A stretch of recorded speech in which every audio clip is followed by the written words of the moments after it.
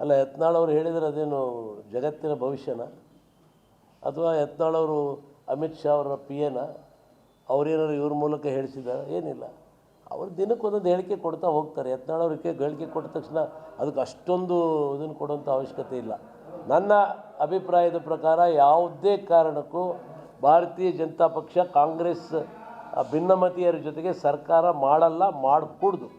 ಯಾಕೆಂದರೆ ಇವಾಗಲೇ ಜನ ಬೇಸತ್ತೋಗಿದ್ದಾರೆ. ಯಾವ ಟೈಮಲ್ಲಿ ಸರ್ಕಾರ ಬಿದ್ದೋಗುತ್ತೋ ಅಂತ ಗೊತ್ತಿಲ್ಲ, ಯಾವಾಗ ಸರ್ಕಾರ ಬಿದ್ದೋಗುತ್ತೋ ಗೊತ್ತಿಲ್ಲ. ಅಂಥ ಟೈಮಲ್ಲಿ ಈ ಬಿದ್ದೋಗೋರ ಜೊತೆಗೆ ಕೈ ಜೋಡಿಸಿ ಇದ್ದ ಗೌರವ ಕಳ್ಕೊಳ್ಳೋದಕ್ಕಿಂತ ಹೀಗೆ ಸೂಕ್ತವಾಗಿ ಈಗ ಆರಾಮಾಗಿ ಇದ್ದೇವೆ.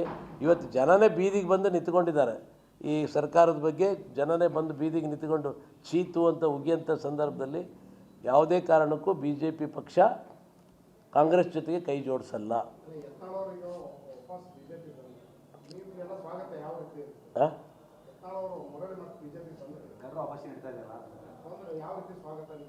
ಈ ಸ್ವಾಗತ ಏನು ಬಂದರೆ ಅವರು ಒಬ್ಬ ಶಾಸಕರು. ಯತ್ನಾಳ್ ಏನು ಭಾಳ ವಿಶೇಷವಾದ ವ್ಯಕ್ತಿ ಅಲ್ಲ. ನಾ ಕೇಳೋದು ಅಲ್ಲ, in what way is different. ಈಗ ಎಲ್ಲರನ್ನೂ ಬೈಕೊಂಡು ಹೋಗ್ಬಿಟ್ರೆ ಒಬ್ಬ ಮನುಷ್ಯ ದೊಡ್ಡ ಮನುಷ್ಯ ಆಗಲ್ಲ.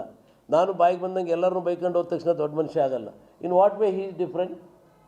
ಈಗ ಏನಾದರೂ ಒಬ್ಬ ಶಾಸಕರು ಅಷ್ಟೇ. ಈಗ ಒಬ್ಬ ಶಾಸಕರು ಅವ್ರ ಮನಸ್ಸಿಗೆ ತಿಳಿದು ಹೇಳ್ತಾ ಇದ್ದಾರೆ ಅಷ್ಟೇ. ಅವ್ರು ಬಂದರೆ ಅವ್ರಿಗೆ ವಿಶೇಷ ಸ್ವಾಗತ ಏನು ಮಾಡೋದು? ಬಂದರೆ ಅವ್ರ ಪಕ್ಷದಲ್ಲಿ ಅವ್ರಿಗೆ ಟಿಕೆಟ್ ಹೈಕಮಾಂಡ್ ಇಷ್ಟಪಟ್ಟರೆ ಟಿಕೆಟ್ ಕೊಡ್ತಾರೆ, ಇಲ್ಲದ್ರೆ ಇಲ್ಲ ಅಷ್ಟೇ.